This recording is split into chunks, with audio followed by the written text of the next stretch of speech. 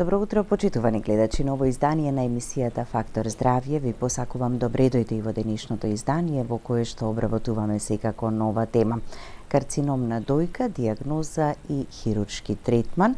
Ја посветуваме оваа емисија приклучувајќи се на сите оние активности и кампањи кои што интензивно се одвиваат во текот на месец октомври, розовиот месец посветен на борбата против карцином на дојка, еден од најчестите кај жените, кои што треба да работиме повеќе на подигнување на свесноста за редовноста на прегледите, бидејќи раното откривање со редовни прегледи би значило и поуспешно излекување, односно подобар исход на заболувањето. На оваа тема разговараме утрово со професор доктор Андреја Арсовски, хирург, торакален хирург од клиничката болница Аџибадем Систина. Добро утро и добре ни дојдовте. Добро утро и на вас и на вашите гледачи. Да.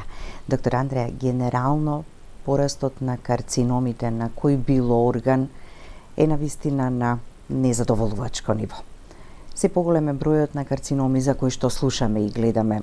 Како сме од прилика со карциномот на дојка, велиме нема точно во бројки да зборуваме, бидејќи овде и кај нас и немаме некоја статистика, но од она што говори искуството кај вас лекарите. Повеќе пати сум кажувал дека на Македонија се уште и недостасува еден добро организиран регистар за малигни заболувања, но тоа е тоа во моментот, затоа и тие точни статистички податоци се на работ на импровизација и на некакви впечатоци на луѓето кои што работат у таа област. Секако и на глобално ниво, а и кај нас, современиот начин на живот, изложеноста на голем број токсични агенси во секојдневното живење и мислам дека многу важен и самиот стресоген начин на живење на современиот човек доведуваат до пораст на малигните заболувања, вклучително за жал и кај малигните заболувања на дојката, кои што имаат една нагорна линија на секаде во светот, вклучително и кај нас. Така, а добро би било да знаеме од прилика така колкав е тој број годишно зголемен или пак истиот, за да можеме заеднички да работиме на поголема превенција, скрининг. Потребата не е само од тие регистри од, да речеме, статистички аспект, туку е многу битно за планирање на сите активности, вклучувајќи организирање на скрининг и дистрибуирање на мрежата на здравствени установи кои што треба да се бават со одредена патологија, како и планирање на тераписките можности на еден здравствен систем. Така да тоа е, мислам дека е многу битен сегмент во во сегментот на јавното здравје во Република Македонија и да се надеваме дека наскоро ќе се заврши тоа финализирање на еден навистина здрав и добро организиран скрининг, поготово сега со сите овие информатички алатки кои што ни стојат на располагање. Мислам дека потребно е малку поголем напор за да се искористат сите тие можности за еден навистина добар регистар. Така, и да се испланира во меѓувреме и да се спроведе на тие дело резултати скринингот, така. Ќе може навистина да се помогне во планирањето и спроведувањето на сите овие активности за рано откривање. Така, дали и кај карциномот на дојка веќе се поместува возрастната граница од она барем што го гледате во пракса? Да, и тоа е, како да ви кажам, еден наш впечаток, не е базирано на екзактни статистички податоци, но од она што поминува пациентите што поминуваат во нашите амбуланти, се почесто за жал се среќаваме и со младата возрастна група. Ќе погледнеме блок реклами, па продолжуваме со разговорот. Останете со нас, почитувани гледачи. Следете не и повелете, јавите се, поставите прашање за да го добиете советот и препораката за проблемот кој што го имате.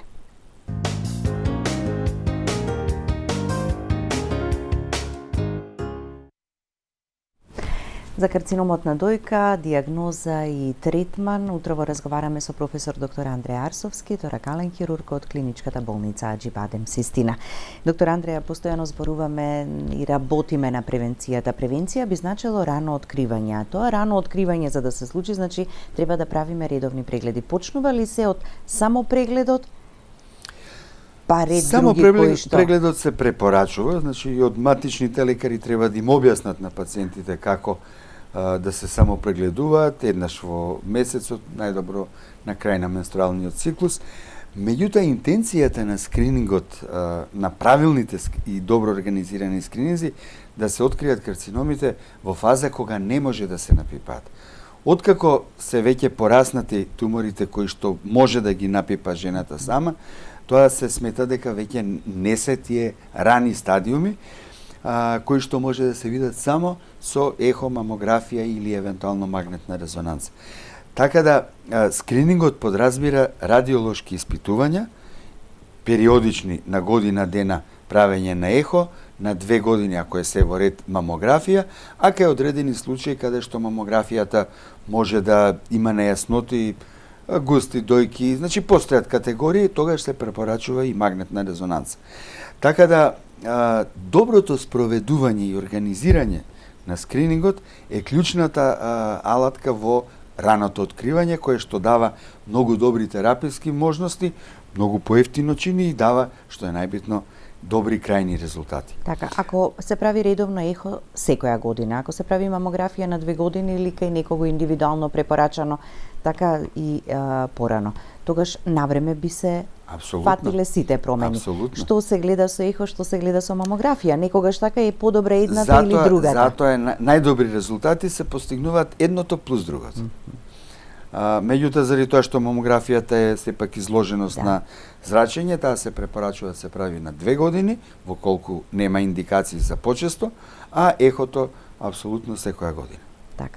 За мамографија знаеме дека малку во неподмината возраст, некаде по 40-та. Во скрининзите, да. Меѓутоа, во колку на преглед или на ехо се утврди некаква, апсолутно мамографијата може да се прави и во порана возраст. Так. Значи, тоа е заблуда дека не смее да се прави пред 40-та, но во скрининзите се прави после 40-та. Така, да, и затоа и многу жени веројатно ја одложуваат или не сакаат да ја направат чекајќи ја таа возраст. Знаете, сите имаме ние субјективности и во односот кон своето здравје и своето тело, меѓутоа затоа еден организиран здравствен систем треба да најде механизми на кои што нема да го препушти скринингот на личната волја на поединецот, туку системски тоа да биде се канализирано, добро објаснето, информирани луѓето, така да нема отпор во спроведување на тие скрининзи. Така, ехото може и порано да се почне, и Апсолутно, треба ли порано да се почне, од која возраст, од 20-та година, така? Апсолутно нема никаква, дури и по завршување на пубертетот. Така, да. Откако веќе ќе се забележи некаква промена, што е следното како процедура во дијагностиката? Дали жената веќе нешто забележала или напипала, дали ехото покажало или мамографија? Во колку, значи, на ехо и на мамографија се види некаква промена, која што, тоа се имиджинг методи, значи, они покажуваат дека има некаква промена. Каков е карактерот на таа промена, дефинитивно се потврдува со биопсија, со тоа што денеска апсолутно златен стандард е така наречената кор биопсија. Тоа е биопсија со специјален тип на игли каде се зимаат цилиндри од киво и овозможуваат многу добра анализа, затоа што патологот, ако не му доставите квалитетен материјал, он не може да испорача добар резултат. Така да кор биопсијата денеска апсолутно и секогаш се прави под водство на некаква имиджинг метода. Зависно дали таа промена се применува на ехо, на мамографија или на магнетна резонанца. Значи, под контрола на некоја имиджинг техника, за да бидеме сигурни дека биопсијата е земена од правото место, а на крајот на криштата, кај одредени случаи се прави и хируршка ексцизиона биопсија, во колку сметаме дека овие другиве типови на биопсија, пред се кор биопсијата не може да добиеме квалитетен резултат. Така да, само малку ќе се навратам наназад кај ехото и мамографијата, важно е и апаратурата, но важно е и како се прави снимката и важно е кој потоа ќе го прочита резултатот за жената, така да добие препорака што понатаму да прави. Постои денеска во радиологијата и суспециализација, значи за дијагностика на дојка, а секаде во светот оние што работат на скрининзи поминуваат посебна обука. Не само радиолозите, туку и радиолошките технолози кои што го извршуваат снимањето. Така да, за да имате добар резултат на маса, потребни се сите овие аспекти и од технички, но и од људски да се поминат ни сите тие фази на обука и да имаме добри резултати од скринингот. Во спротивно можеме да направиме уште поголем проблем да спроведен скрининг, меѓутоа ни дава лажна слика и лажни недобри резултати. А веќе во тие следни 2 години до следната мамографија, така жената нема да направи дополнителен можеби преглед, да. Ова што го кажавте, да, постојат стандарди кој тип на апаратура се користи, меѓутоа апсолутно може да имате најдобра апаратура, ако не знае, немате кој да ја управува и да ги толкува резултатите, успехот нема да биде добар. Така, добрата информираност, добрата едуцираност на популацијата значи дека полесно ќе ги прифаќате и сите тие прегледи. Кај мамографијата конкретно стравот е дека се притиска многу силно дојката како преглед, така не е толку болен колку што тука има, дека знаете, ако се прави тако нешто да не случајно се појави испровоцирано дополнително. Од притисокот може да се створи карцином. За биопсијата има заблуда дека ако се прави биопсија може да се направи ширење. Значи сето тоа е како да ви кажам еден комплексна правилна информација што треба фактички и низ вакви активности да се луѓето да се информираат, меѓутоа а не да се дезинформираат. Така да апсолутно сите овие методи можеби е малку непријатно тоа притискање, меѓутоа за да се добие вистинскиот и добар резултат, така мора така да се направи апсолутно, меѓутоа нема, тоа е дефинитивно заблуда дека може да се направи некаков сериозен проблем од мамографијата или од биопсијата. Напротив, тоа се многу безбедни методи, сигурни, кои што ако се користат како што треба даваат извонени резултати. Так, сите овие информации се пренесуваат во сите оние кампањи кои што најинтензивно се одвиваат во текот на месец октомври, иако за карциномот зборуваме во текот на целата година. И треба, знаете, луѓето прифаќаат правилните информации. Денеска сите имаме достап до сите тие информации и треба да се користи за свеста да нема отпори во спроведување на овие активности. Но и за да нема отпори мора да биде добро организиран. Така да. Колку е важен мултидисциплинарниот пристап, односно заедничката тимска работа, радиологот, онкологот, патологот, хирургот на крај? Ја не би рекол дали е важна или не. Најважно. Тоа е единствено можна, така. затоа што секој пациент си носи своја приказна, си носи своји карактеристики и апсолутно тоа е секаде во светот така и кај нас се трудиме. Значи сите тие работи се решаваат не индивидуално, туку заеднички на маса за да се одреди најдобриот можен третман кај секој пациент поединечно. Така. Откако веќе ќе се постави дијагнозата, каква е следната постапка? Кога хируршкиот третман? Кога е прв избор? Кога се одлучува да биде малку подоцна? Се уште најчест е примарно хируршкиот пристап. Меѓутоа има категории на пациенти, зависно од карактеристиките на туморот, зависи од индивидуата во смисол на конституција на пациентот, локализацијата на туморот и она што е најбитно, предоперативните карактеристики на туморозните клетки добиени од добра биопсија. Кај одредени групи на пациенти постои индикација за така наречен неоадјувантен третман. Значи пред хирургија се почнува онколошки третман. Најчесто е тоа хемотерапија, може да биде хормонална терапија, може да биде таргет терапија со херцептин.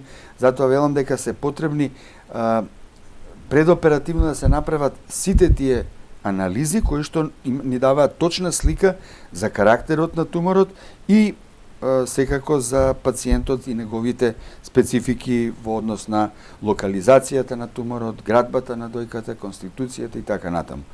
И тогаш индивидуално се решаваат почетокот на третманот, каде што и кај неоадјувантниот пристап, тоа е така наречена најчесто сендвич терапија, се почнува со онколошки третман, се продолжува со хируршки и се завршува повторно со онколошки третман. Значи тука има бројни варијации кои што се индивидуални, затоа велам дека индивидуалниот пристап немаме ние шеми за сите исто да биде или за оваа група на пациенти, затоа е потребен тој конзилиарен пристап во планирањето на третманот и донесувањето на индивидуална одлука кај кој пациент каков третман ќе биде најдобар. Се уште, значи, хируршкиот третман најчесто е иницијален, меѓутоа тука има многу варијанти кои што треба да се планираат пред да се започне со третманите. Така. Што значи карцином откриен во рана фаза и што тука се презема? Најдобро е да се открие во така наречен нулти стадиум, тоа е инситу. Што значи инситу? Кога веќе имаме малигна трансформација на клетките, меѓутоа не е пробиена таа базална мембрана. Тука сите тие третмани се минимални, и хируршкиот и евентуално некаков минимален онколошки третман. Најчесто се состои во хормонална терапија, може некава поблага хемотерапија, значи инситу карциномот е интенција на сите овие скрининг програми и од една страна успешноста на тие скрининг програми се согледува колку се успеало да се откријат пациенти за во инситу. Или барем да биде тоа првиот стадиум. Значи, тоа е интенцијата на организираните скрининг програми. Така да. Следните стадиуми, односно стадиуми на карцином на дојка? Растат, значи има први А, први Б, втори А, втори Б и така натаму. Меѓутоа, успехот во лекувањето и самото лекување е многу посложено, потешко и за пациентот и за лекарите, а и за жал резултатите се многу понеповолни. Со други зборови, 5-годишното преживување и излекувањето, како расте стадиумот, тоа обратно пропорционално. Помало, да.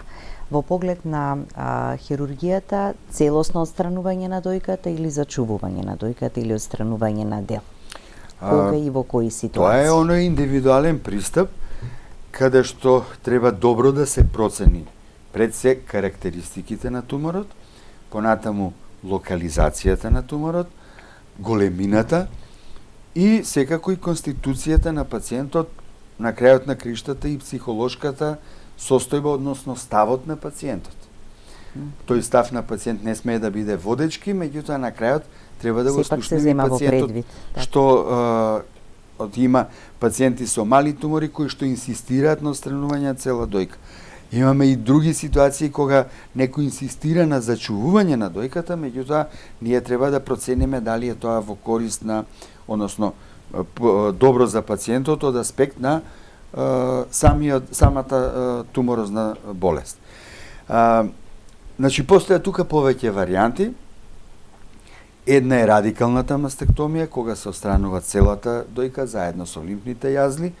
Втора варијанта е квадрантектомија, значи отстранување на квадрант еден дел од дојката со лимфните јазли. И третата варијанта е отстранување на туморот со неговата непосредна околина.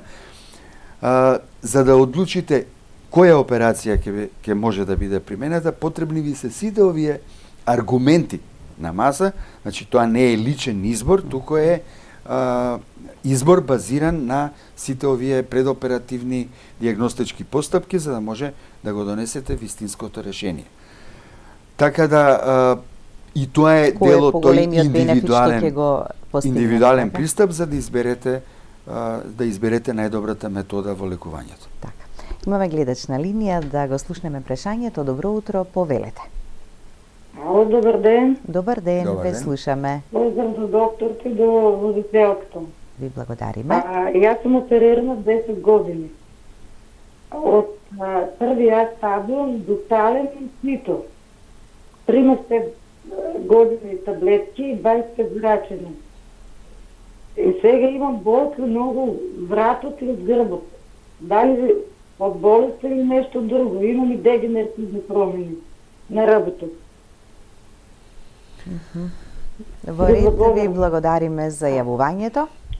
Во секој случај треба да се проследи таа работа. Најверојатно е од дегенеративните промени, Да. кои што со возраста сите повеќе или помалку ги имаме на вратниот и на делот од рбетот на градниот кош. Меѓутоа со скен или со рентгенско снимање треба да се види дали евентуално и секако да се одредат и тумор маркерите. Така да. 10 години поминале, значи не е мал период, Не е мал се период, појавило нешто во меѓувреме, меѓутоа за ама жал некогаш и после долги периоди знаат да се појават одредени промени. У секој случај треба добро да се доиспита, но се надевам дека ќе биде она другото кое што да. нели сепак има решение и за такви Секако, работи. Да, секогаш тука постои стравот од повторното враќање на затоа и карциномот, ама редовни следењето прегледи уште поинтензивно се прават, така апсолутно. после. Значи постои протокол на контроли најчесто и тие протоколи може да бидат индивидуализирани зависно од наодот, од типот на лекувањето, што се е поминато во фазите на лекувањето, меѓутоа генерално некој принцип постои да првите 3 години редовните контроли се прават на 6 месеци, а после тоа еднаш годишно доживотно. Така, да го слушнеме. Се извинувам и следното јавување. Добро утро и за вас. Добар ден. Добар ден, повелете. Сакам да му се захвалам на докторот. Ја пред 4 години сум оперисана, уште беше во ремедика и мислам до сега како да има златни раци ми е баш добро. Немав ни зрачење, ни хемо, само примам лесартан, хормонална терапија. Така да сега баш во октомври правам 4 години и сакам да прашам уште една за моја блиска особа, за ќерка. Она исто пред 6 месеци сега се опериса исто на десната града, а она самата се напипа 2 мали како гручиња и одма подхитно се опериса исто во ремедика. Малце беше сумливо дека беа 2 и ни рекува да пратиме испитување во Белград, не знам, не можам медицински да кажам како докторот разбира. Од тамо ни одговориват дека се работи исто за малигно како и моето, меѓутоа исто прима таблетарна терапија прима и она. Тамоксифен она пие 2 пати, сабајле и вечер. Па сакам да го прашам докторот повеќе да ме така за ќерка ми, пошто се работи за 46 годишна жена, за многу млада. И што понатаму? Она ќе прави сите испитувања, исто си прима терапијата на време све, ама секој пат постои страв некој. Така, да. Па да ми одговори господ докторот што понатака, дали ќе имаме утеха, така да се надаме да ни биде све зашто се работи за мајка и ќерка. Така, мора секогаш да се надеваме на најдоброто. Ви благодариме за јавувањето. Доктор Андреа? Веројатно таа терапија е одредена врз основа на карактеристиките на туморот кој што бил опериран, неверојатно него сигурно, и во колку е препорачена таа терапија, значи тоа произлегло од анализата на патохистолошкиот материјал и треба да продолжи по препораките на онколозите колку време таа терапија ќе ја прима и секако да прави редовни контроли.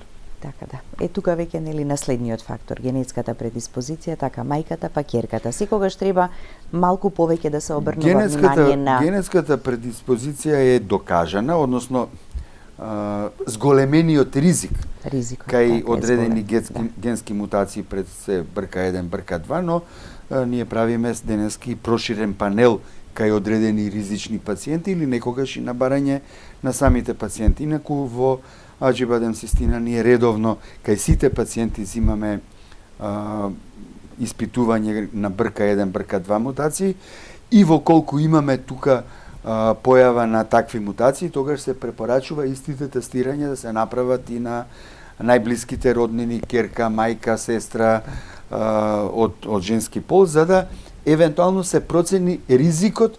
Не значи дека ако имаме мутација дека ќе добиеме карцином, но ризикот е зголемен и затоа будноста, односно контролите, тие превентивни прегледи треба да бидат пофреквентни и посериозни. Некогаш да речеме и со магнетна резонанца, затоа што таа сепак успева да открие промени кои што некогаш може да бидат маскирани. Така да денеска и тие генетски панели се повеќе се користат во медицината и во одредување на ризикот за појава на карцином на дојка. Така, да. Да го слушнеме и следното јавување. Добро утро и за вас, повелете. Добро утро. Дали сте се уште на линија? Да го слушнеме. Да, ве слушаме, повелете. Добар ден, јавуваме се од Штип. Да го питаме доктора, јас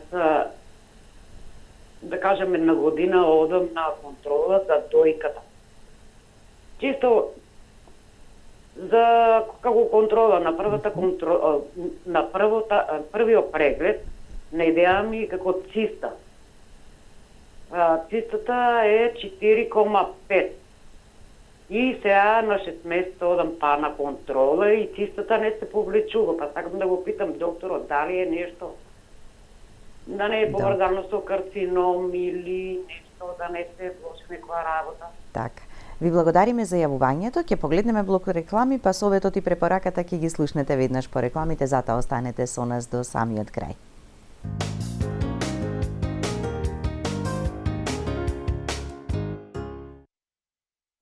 Веднаш по рекламите, доктор Андреја, советот и препораката. Цистите, чести се цистите, ама секогаш не плашат, така, циста, ќе се повлече или ќе направи ли некаков проблем? 4,5, дали е милиметри или е сантиметри. Тоа е многу битно. Ако е 4,5 милиметри, тоа се занемарливо мали цисти, да речам, кај многу жени нормален дел од градбата на самата дојка, затоа што дојката се менува со под влијание на менструалните хормони и тие цисти во тој тип на органи, не само во дојката, во органи што се менуваат ендокринолошки, се прилично чисти. Тоа е занемарливо. Се, ако е 4,5 сантима, тоа значи може да прави тегоби во однос на стварање на притисок, но и тоа не е индикација за евентуално хируршко лекување, освен ако цистата нема некакви компликации од типот на предсе инфекција на цистата или појава на некакви интерцистични израстоци кои што треба да се анализираат. Не знам дали е правена биопсија, дали е вадена течност од цистата, така да во колку има други прашања. Само да се продолжи редовно, така како што досега нели се правил, некојаш може една циста, некојаш може повеќе цисти. Најдобро е во амбуланта, во ординација, да ги видиме сите наоди, за да советот биде така, што да се прави издржан, понатаму, Да се вратиме на хирургијата, ни остануваат уште некои 5-6 минути до крајот, ама доволно, нели, да кажеме уште неколку битни поенти околу хирургијата, но и реконструкцијата на дојки. Така. Психолошкиот момент, самото соопштување на дијагнозата карцином на дојка веројатно е тежок за самата пациентка, но и се потоа што следува како зафати, процедури. Не би рекол само тежок, тоа е шокантен. Да. Добивањето на дијагнозата, сите ние и различно ги преживуваме тие работи, меѓутоа не нормално е да пациентот доживее огромен стрес и да се поставуваат многу прашалници во однос на третманот и во однос на исходот, односно животот понатаму. Прашањето беше да се вратиме на хирургија. Самиот хируршки третман, независно за кој тип на операција се работи,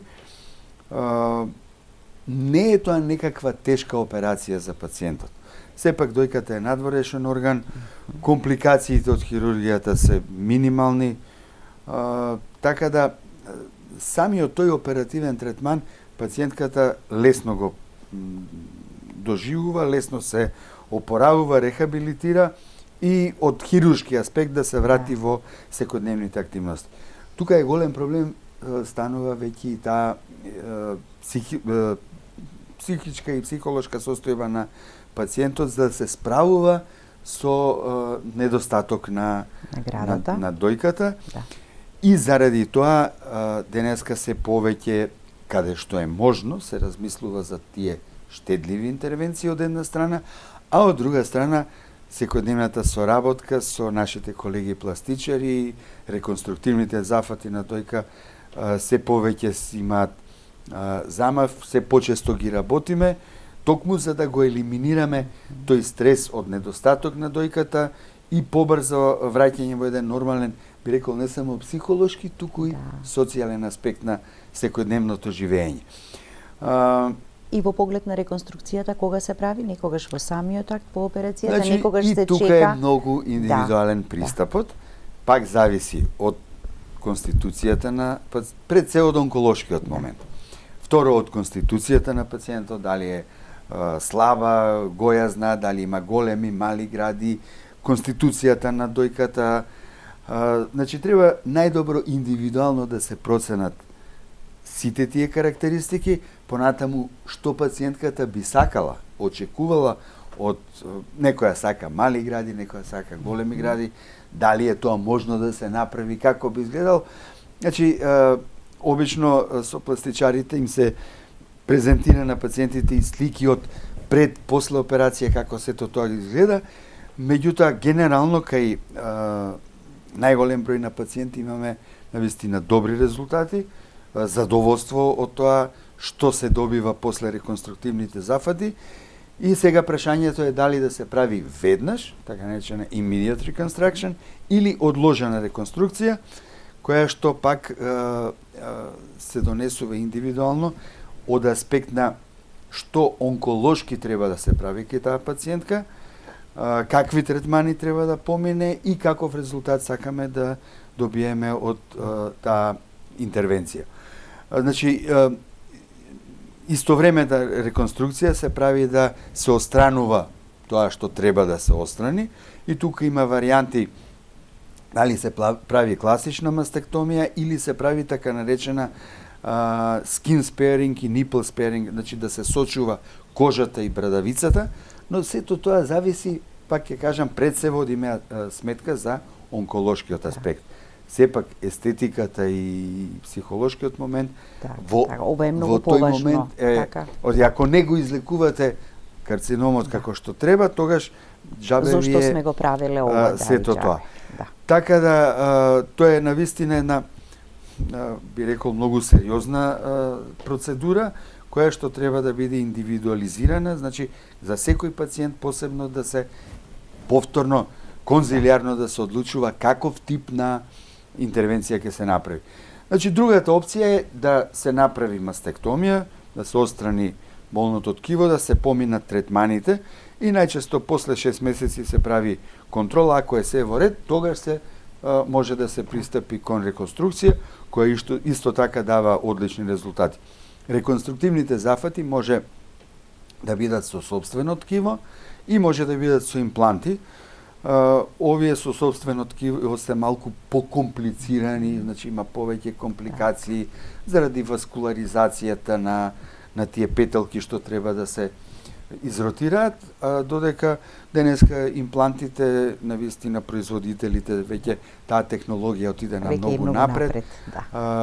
Заблуда е дека имплантот може да предизвика карцином, значи овие современи импланти, сето тоа е елиминирано и они се доживотни. Во колку не се случи некаква механичка повреда на имплантот или многу ретко некакви компликации, за разлика од порано, кои што после извесен период требаше да се вадат тие импланти, денеска тоа не е потребно, така да тоа се безбедни процедури кои што верувате доведуваат до навистина добар, не само естетски, туку пак ќе поентирам психолошки да. Ама претходно треба да го поминеме целиот оној пат, да го постигнеме успехот кај малигните, во операцијата. Ова не зборуваме за естетика. Ова зборуваме за реконструкција после онколошки зафати. Значи, примерната цел мора да го постигнеме, да постигнеме излекување на пациентот, па дури после тоа да размислуваме за овие веќе, би рекол, убави финеси во самиот третман. Така. На крајот сме од сето ова само една порака во 2-3 збора да внимаваме и да работиме заеднички сите на превенцијата. Раното откривање. Раното откривање. И секако и во правилниот начин на лекување, кој што денеска, ако имаме добра комуникација помеѓу професионалците, еден организиран здравствен систем, навистина би требало тоа да доведува до добри резултати, како што имаат земји кои што имаат организиран и квалитетен пристап во раното откривање и во третманот на карцином на дојката. Ви благодарам за гостувањето. Благодарам и на вас. Благодарности до вас, почитувани гледачи, за вниманието со кое не следевте. Останете и понатаму со програмата на ТВ24. Ви посакувам убав и пријатен ден.